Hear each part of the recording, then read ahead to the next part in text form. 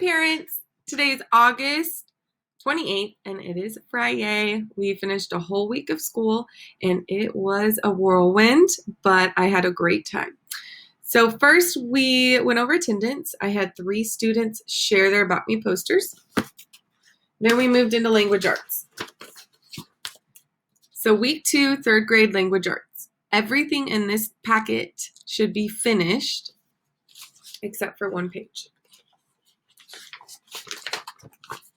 This page I'd never assigned, but I told the students if they do it, they'll get extra credit. And then today we worked on Compare and Contrast Sarah and Mr. Hartwell from First Day Jitters. I showed a brain pop video on Compare and Contrast first, and then we moved into our Venn diagram.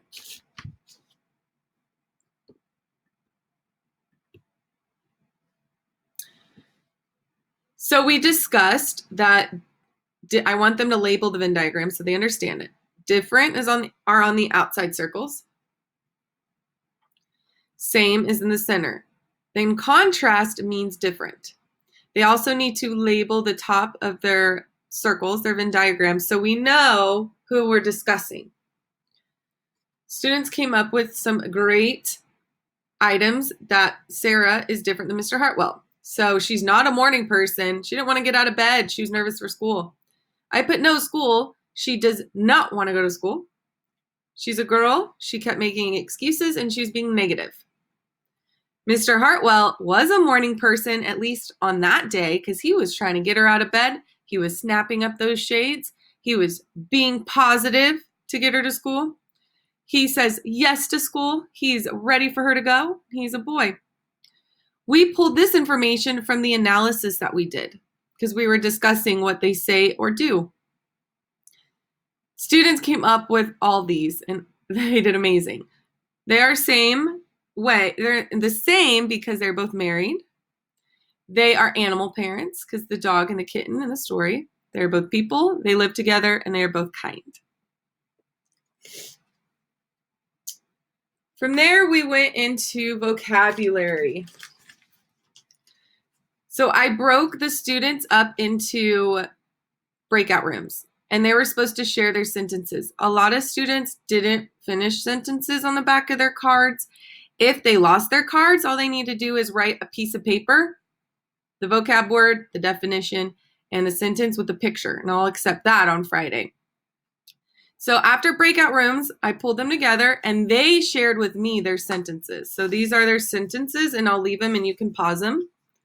So for chuckled, I chuckled all the way home. This is their sentence. They don't need a copy, mine. These are just examples.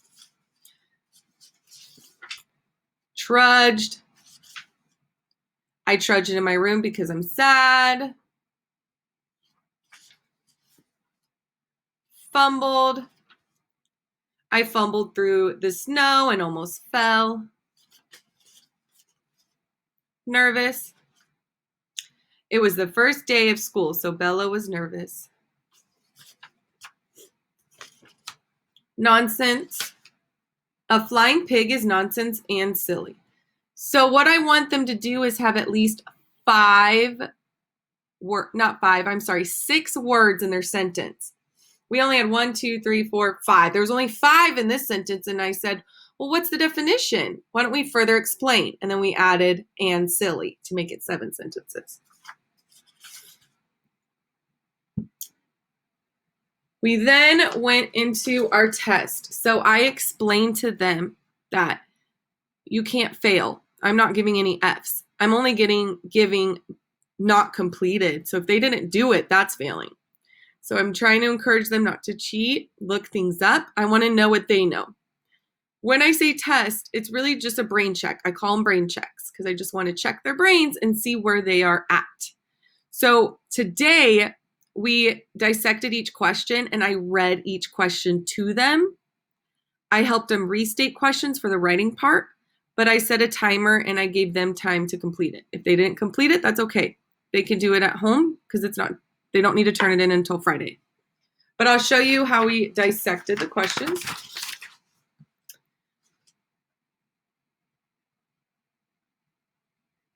Then we moved on to first day jitters.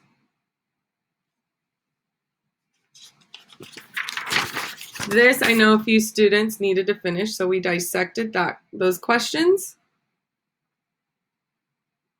And then I gave them sentence frames. So you can pause right here if you need these sentence frames. Oops. Okay.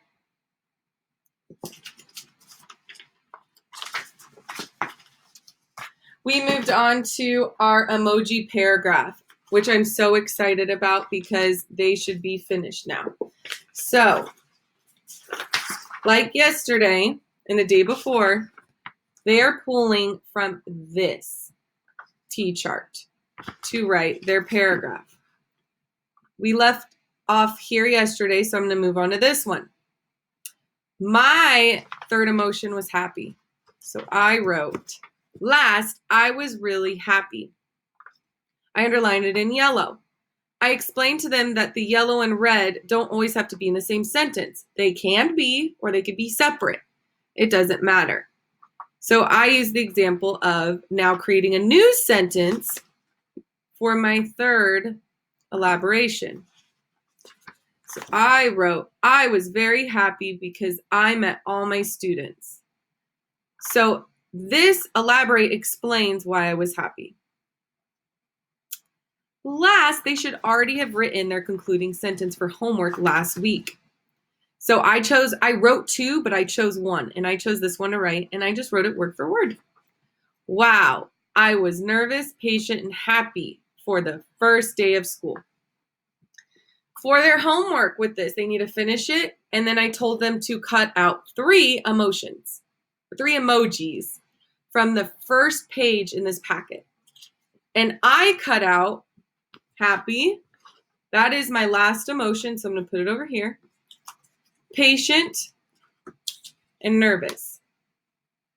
I want them to color them and paste them or glue them onto their writing. They don't need to worry if their emoji is a little different. It's their interpretation. Whatever they believe, which emoji matches their emotions that they chose. If they don't have room, they can add it to the third page. It can hang off the page, whatever works. We went into math and just finished yesterday's less than and greater than.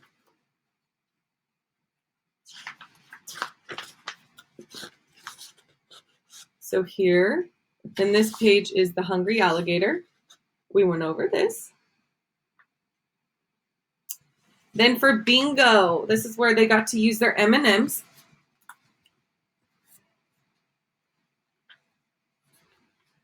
Here are the numbers. So they had to fill in using these numbers, their bingo chart. And then we played bingo. So this they can't really do at home, but just for your information of what we completed in class. Following for their homework. Obviously, it's everything they didn't finish. Bingo is not for homework. That was just for fun. But they're writing week 2, 3rd grade writing. This was their apple poem. They need to color their apple. I also want them to color around this page because I'm going to put them both on construction paper and I want it just to look nice and pretty. Then for in their week 2 activities, every page in here is optional. And I wrote that on the to-do list on Canvas. Every page except the last 2 pages. This first one says, my growth mindset by, put their name, and this is a goal. So what goal would they want to achieve? The part of a growth mindset is that you can achieve anything if you practice and you try hard enough and you don't give up. So I want them to list 2 things that they can do and 1 thing that they can't do yet that they want to do. So I use an example of I can jump, I can run, I cannot do a cartwheel yet. And then I would draw a picture of myself doing a cartwheel. Whatever they want. You can use their imagination, and I want them to color it. Next is this page, fixed or growth mindset. And I'm going to put it underneath the document camera.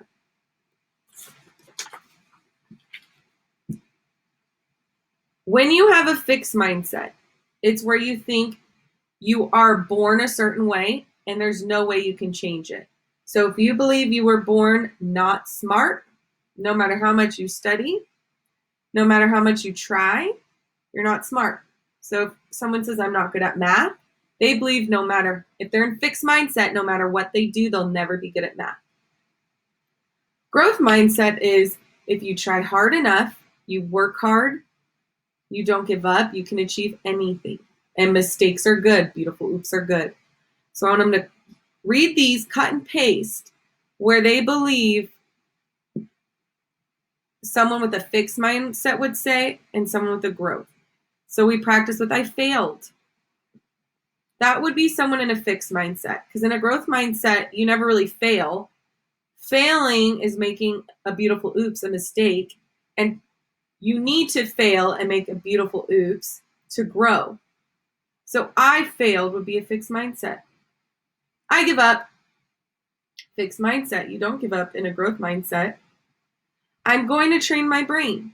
That would be a growth mindset because you're trying and you're growing and you know that your brain is working really hard. So that would be growth.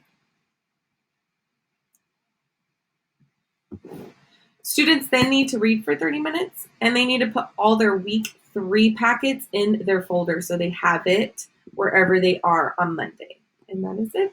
Thank you so much. Bye-bye.